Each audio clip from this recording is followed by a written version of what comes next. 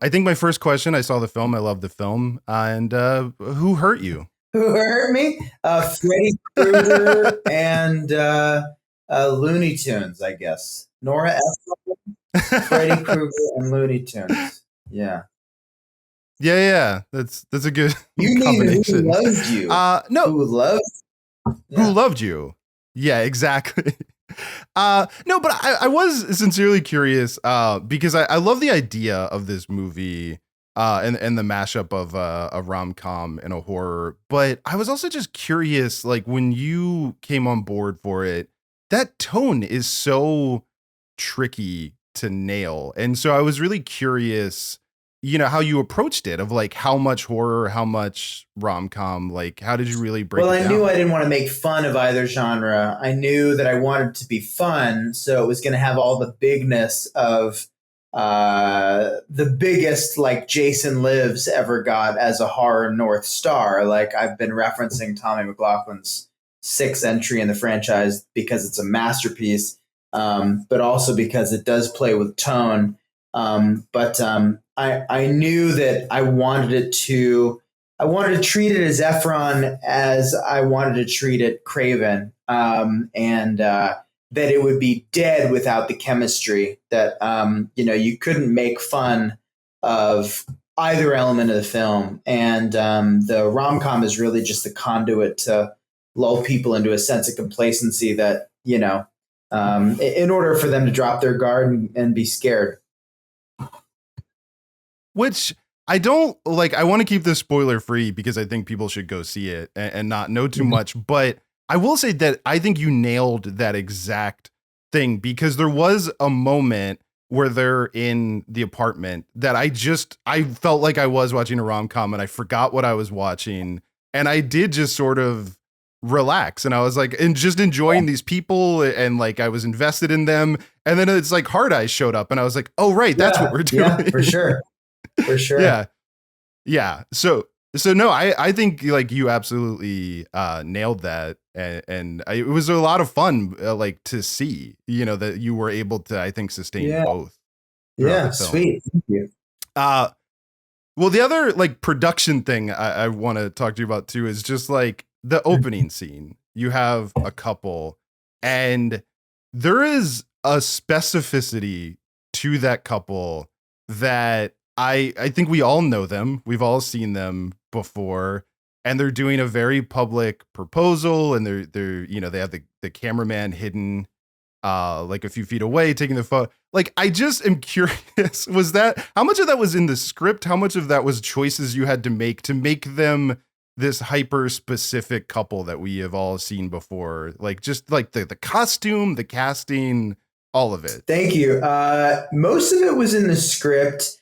It was a little, I don't want to say sketchier, but it was definitely bigger comedically. So a little bit of the work I wanted to do was just to kind of ground it just enough to make them relatably repulsive, which is, which hopefully they are. And hopefully that just meant people could delight in their demise. Like, spoiler alert, they're the first couple to go. But yeah, I just was like, how specifically like White Lotus can we get to make them kind of repulsive? And for him, it was like, I want him to be a tech bro. If they're in Seattle, they're north of San Francisco. Let's give him the shitty vest. Let's give her, if she wasn't wearing that, like, oh gosh, I usually refer to them by the brand name, but maybe it's better that I don't. But to wear a fedora and like a chunky, like, what do they call it, like Higgy sweater and the booties. I knew exactly what the I don't necessarily know the person, but I know the type, and I just tasked my costume designer Chandra Watson to like go nuts, and yeah, the rest is history. I think we all had a specific Instagram account that we all envisioned when Yeah. we saw that. It might be different for everyone, but there's definitely a Instagram account that, we all kind of follow and are, sort of morbidly Oh yeah, fascinated with. completely. Yeah. Yeah.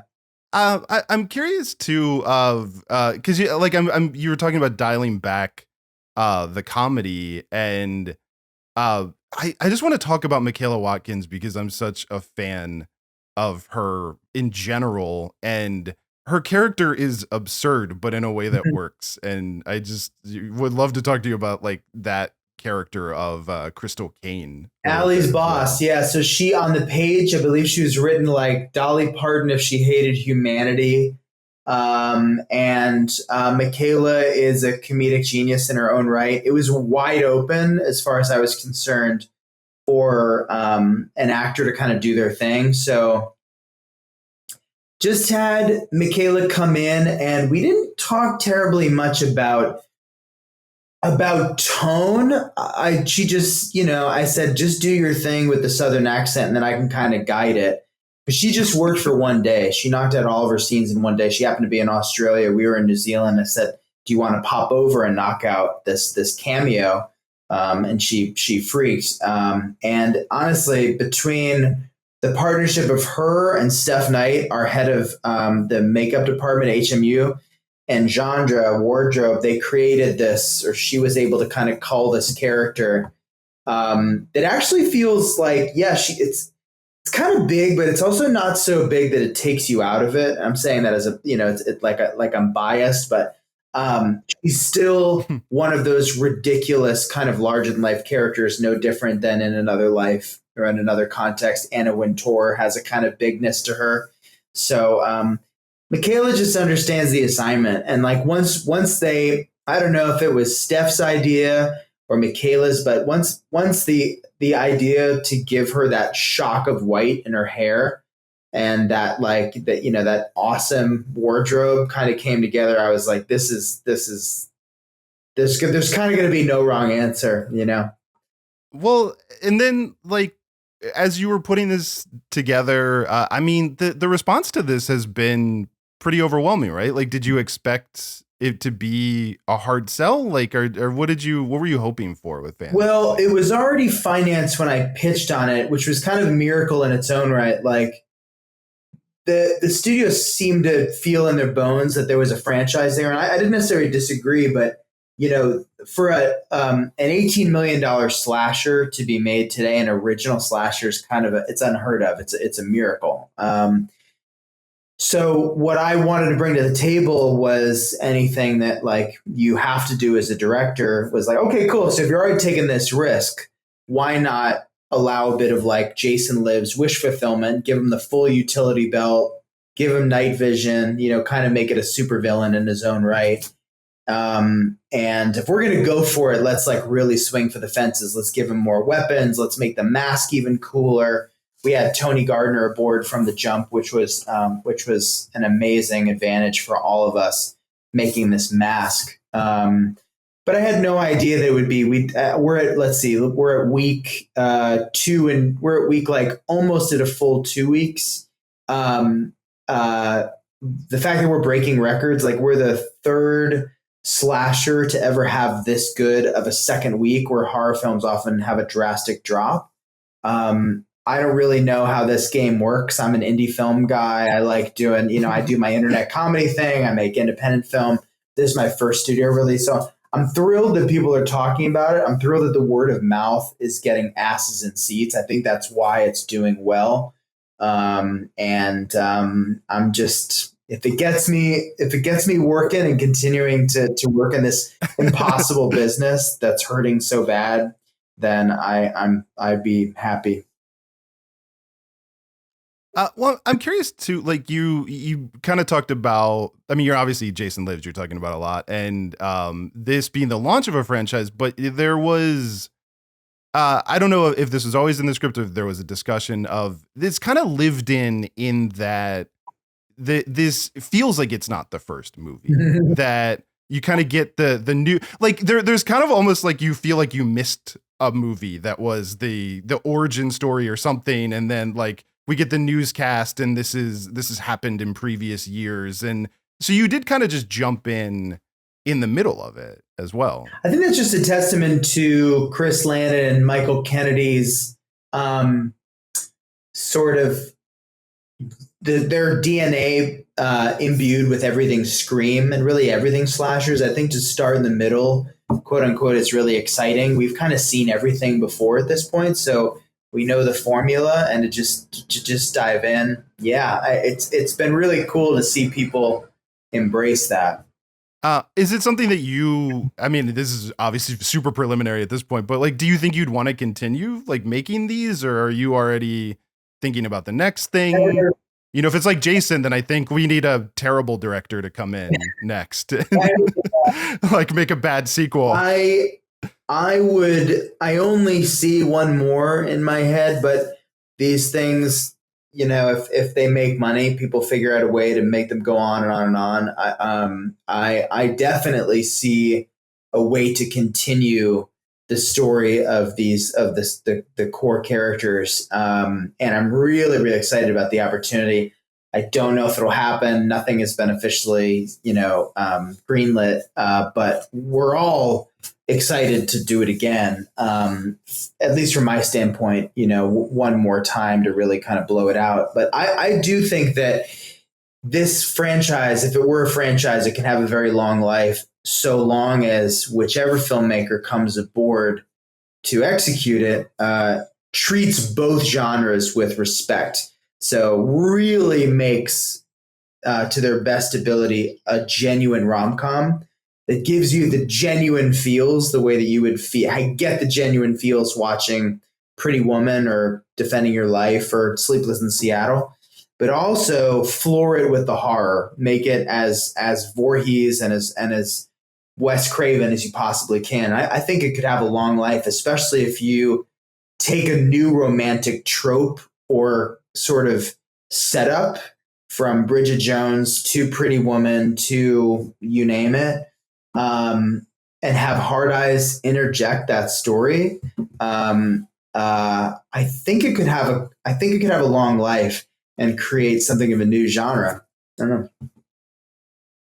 Yeah, I definitely think there's room for like always the bridesmaid isn't the bride kind of Hard Eyes reveal. Like we have a Hard Eyes that's just tired of having been in 50 weddings. Like who's killing people. Like there's tons of ways you could go with it. Like well, I want to talk as well about because I do want to talk a bit about your indie comedy background as well. But I delighted when you showed up on screen in your cameo, and I'm a fan of director cameos in general, but I also think it's an art to it because you kind of have like you have Hitchcock where you kind of show up in the background, or you have like Shyamalan like gives himself pretty big parts, and I don't want to give it away, but you have. It's undeniably you, and I think if people know you, they'll be excited for it. But it's like just you're there and it's quick, and I love. Oh, thank you. It's been really fun to see people light up about it, so to speak. Yeah, I mean, it is. You never want to. My goal with this one is just one line was to not detract from an already monstrous sequence. It's the biggest sequence in the movie. So I was like, all right, just, let's just do two options of me, just truck in on the dolly twice and I'll just do it twice. Okay, ready? 1, 2, 3. It's invaluable, I think, for us directors to get in front of the camera as often as possible to just keep that thing, lubricated and that muscle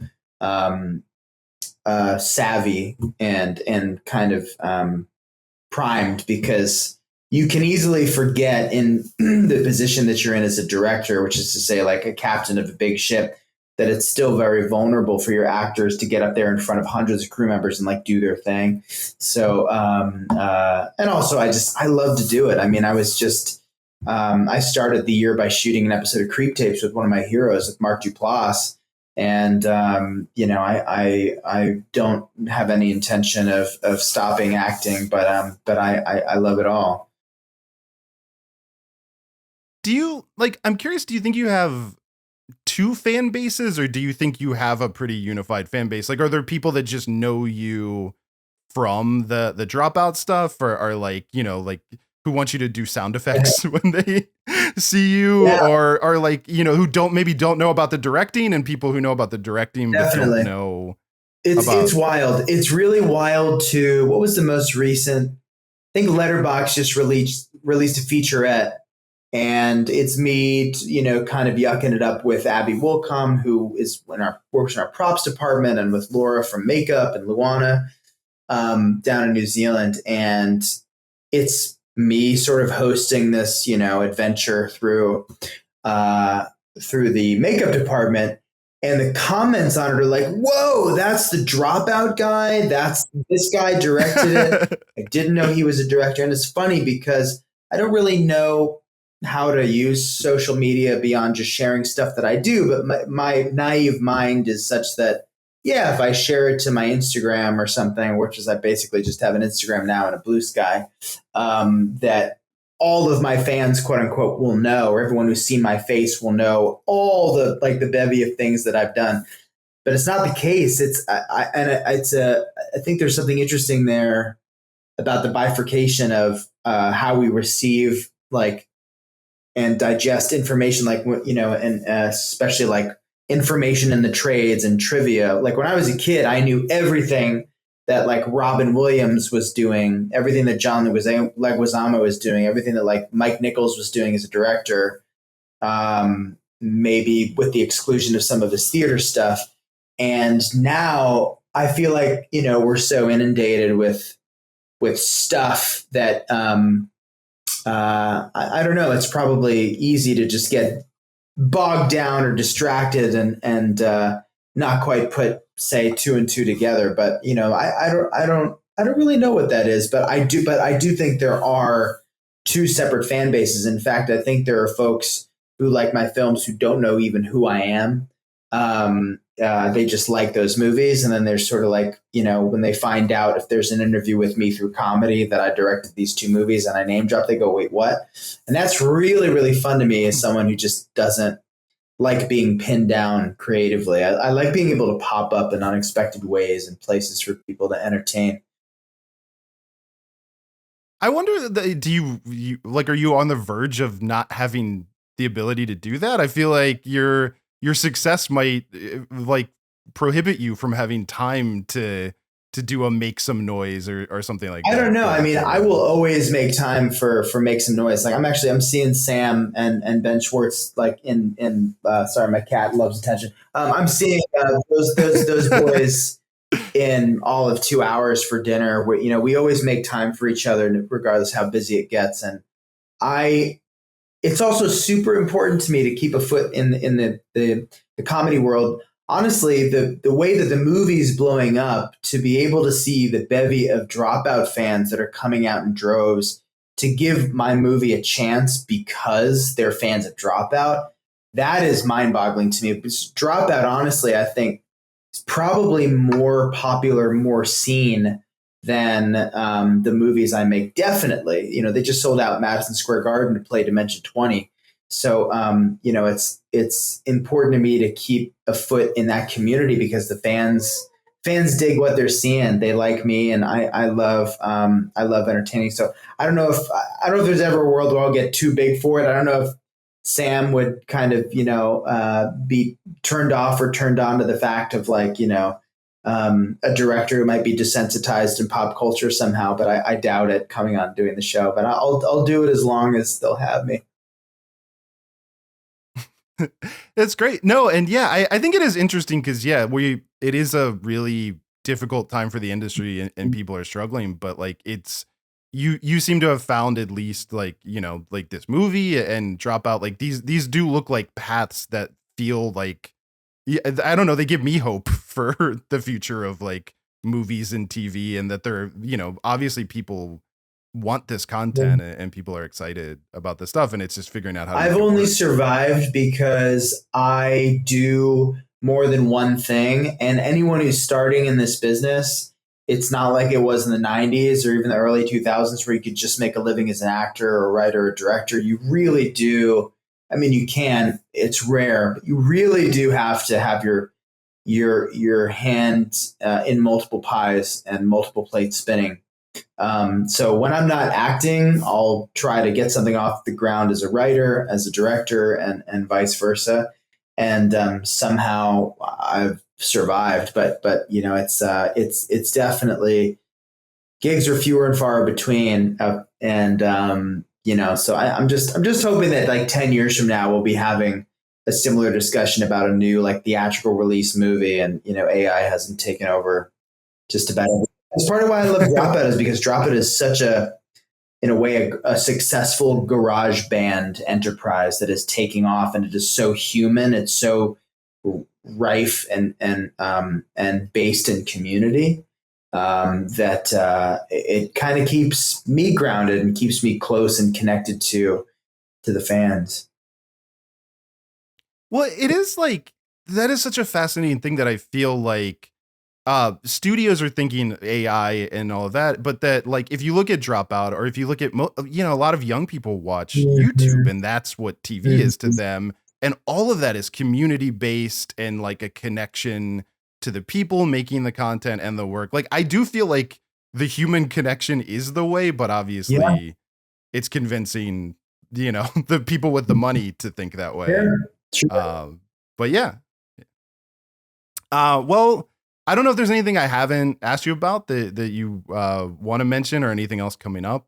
Is there anything we didn't cover? No, I mean, if by the time this drops, if you haven't seen Hard Eyes in theaters, please check it out. It's meant to be seen with a crowd. It's an anti-date movie. It's a pro-date movie. It's like, it truly is for everybody, and with no shortage of gore. So, yeah. Yeah.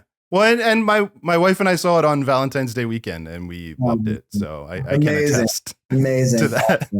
Yeah. Also, you delighted her to no end because she proposed to me. So anytime women propose to men in movies, it makes no way. Oh, that's great. Good. Yeah, I knew we weren't the only ones. So that's awesome.